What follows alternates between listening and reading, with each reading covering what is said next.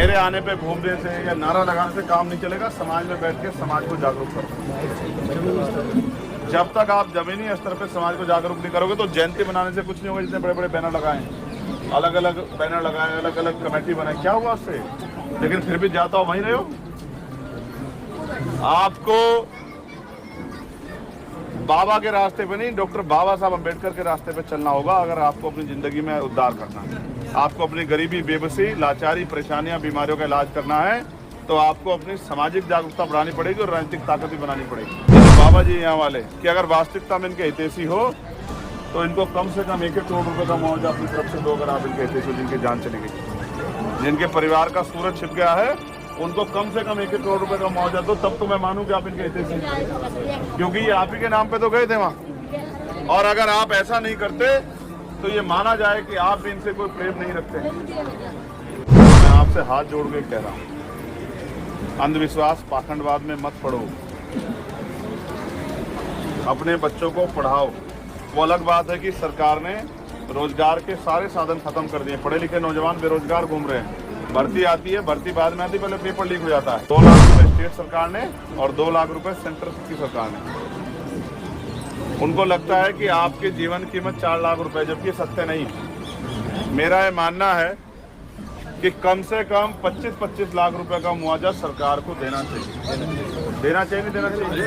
कि सरकार ने भी लापरवाही बरती है, ये भी एक कड़वा सा, क्योंकि सरकार इस बात को जानती है कि कौन लोग वहां ज्यादा संख्या में जा रहे हैं और उनके जीने और मरने से कोई फर्क किसी को पड़ता नहीं।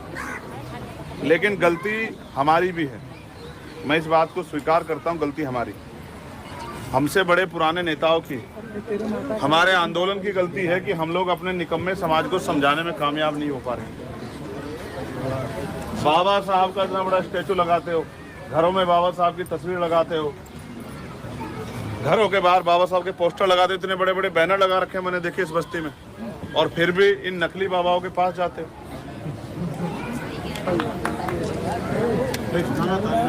बाबा साहब अम्बेडकर के संघर्षों को भूल के और वहां जाते हो ये सोच के कि आपकी गरीबी, परेशानी, लाचारी, बीमारी, आपकी समस्या बाबा ठीक कर देंगे। और तो बताओ कितनी ठीक हुई? परमानेंटली नहीं ठीक होगी क्या? अब इतने लोगों को कोई परेशानी नहीं रहेगी जितने लोग मर गए हैं। इनको कभी कोई परेशानी नहीं होगी जिंदगी में, लेकिन इनके परिवार को जो परेशानी होगी वो परमानेंट की होगी, बहुत लंबी, जब तक ये जिएंगे।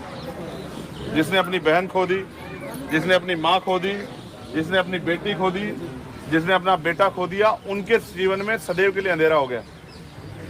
महसूस करो, अगर हम अपने लोगों को समझाने में कामयाब हो जाते कि अपने महापुरुषों के रास्ते पे चलना है और वो लोग महापुरुषों के रास्ते पे चलते, तो ये दिन थोड़े देखना पड़ता।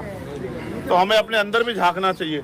और इसका कारण ये है कि जब मैं पार्लियामेंट में बोल रहा था तो मैंने कहा था कि देश आज़ाद हुआ लेकिन धन, धरती, राजपाट में बंटवारा नहीं हुआ।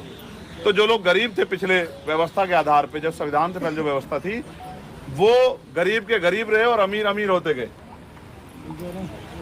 अब उन गरीबों को अपने पैरों पे खड़ा होने के लिए तमाम तरह के संघर्ष करने पड़ रहे हैं। और ये लोकतांत्रिक जिम्मेदारी थी कि हर व्यक्ति को सुख सुविधा और सम्मान मिले।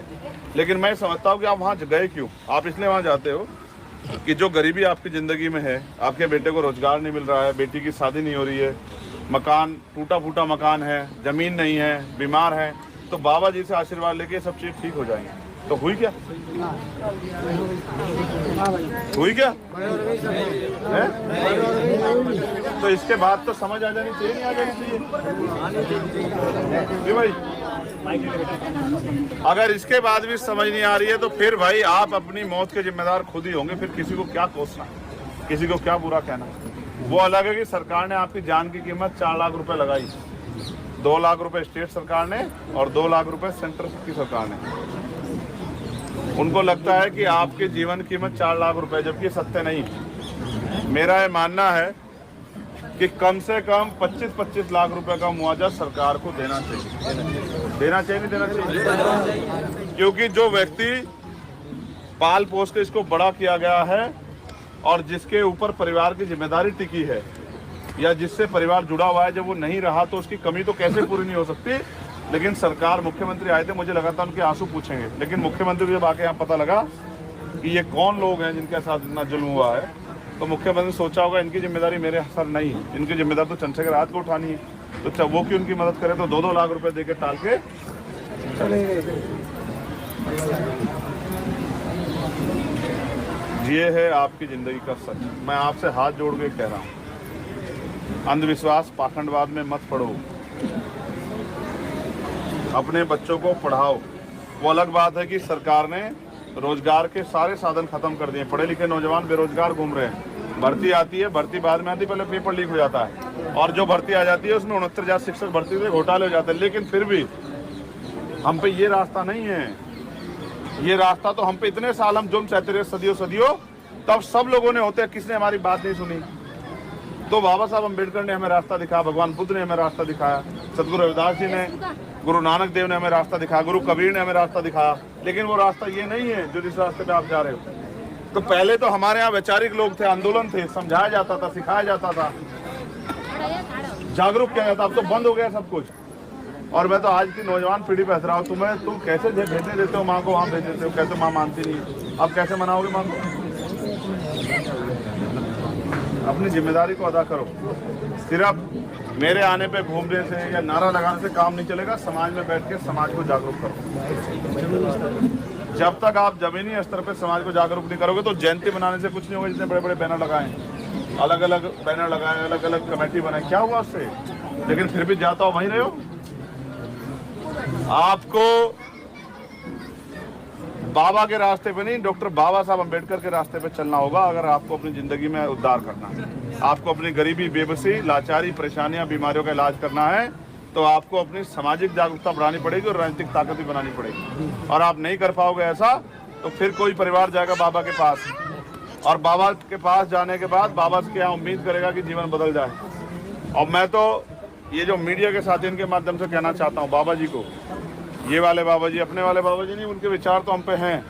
ये जो बाबा जी यहाँ वाले, कि अगर वास्तविकता में इनके हितैषी हो तो इनको कम से कम 1-1 करोड़ रुपए का मुआवजा अपनी तरफ से दो। अगर आप इनके हितैषी हो, जिनकी जान चली गई, जिनके परिवार का सूरज छिप गया है, उनको कम से कम 1-1 करोड़ रुपए का मुआवजा दो, तब तो मैं मानूं कि आप इनके हितैषी, क्योंकि ये आप ही के नाम पे तो गए थे वहाँ। और अगर आप ऐसा नहीं करते तो ये माना जाए कि आप भी इनसे कोई प्रेम नहीं रखते। तो मैं आपसे अपील करता हूँ, ये जो मेरी माएँ बहनें बैठी हैं, ये यार पीटीआई वाले तुमने बड़ा परेशान कर दिया। तुम्हें अपनी इसकी पड़ी, तुम डिस्टर्ब कर रहे हो इस तरह से।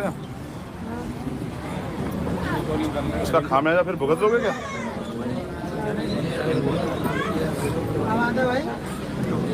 मैं आपसे हाथ जोड़ के कह रहा हूँ, अपने बच्चों को शिक्षा के रास्ते पे लेके चलो और इस अंधविश्वास पाखंडवाद से बाहर निकलो।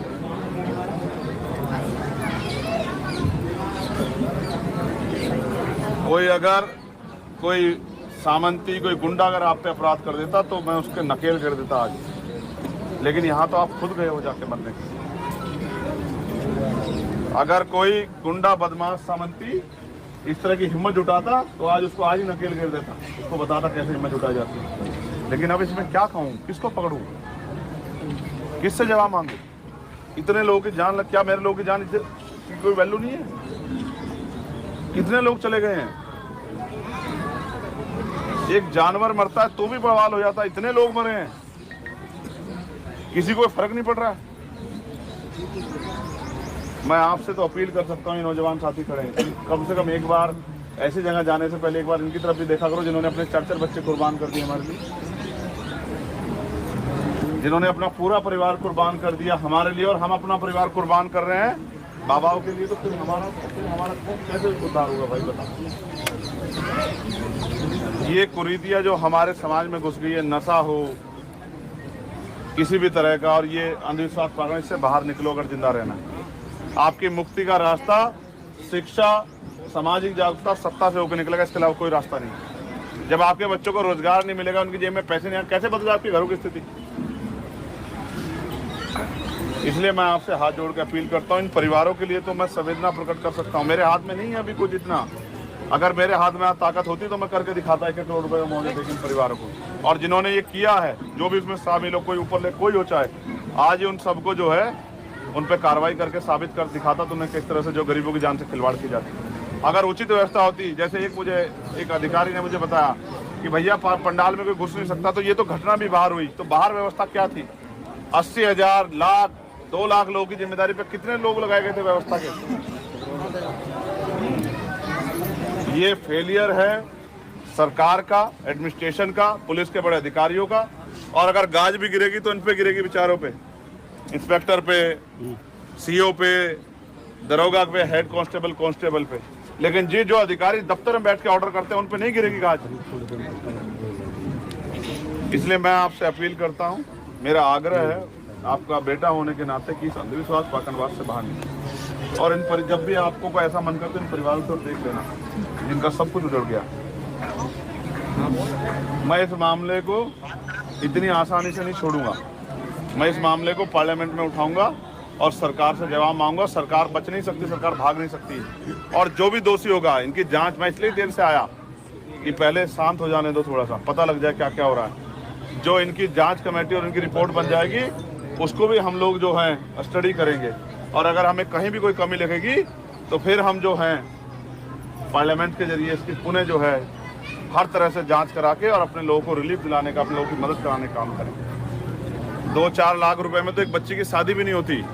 कैसे मुख्यमंत्री को लगा कि 2 लाख रुपए में जीवन खत्म, जीवन पूरा हो जाता है? एक तरफ 50 लाख रुपए का मुआवजा देते हो लखनऊ में और दूसरी तरफ यहाँ 2 लाख रुपए का मुआवजा देते हो। ये है सबका साथ सबका विकास? हाँ, सच है कि जाति धर्म देख के और मुख्यमंत्री जी तो आपको परिवार मानते हैं, अपना परिवार बताते हैं, लेकिन क्या हुआ?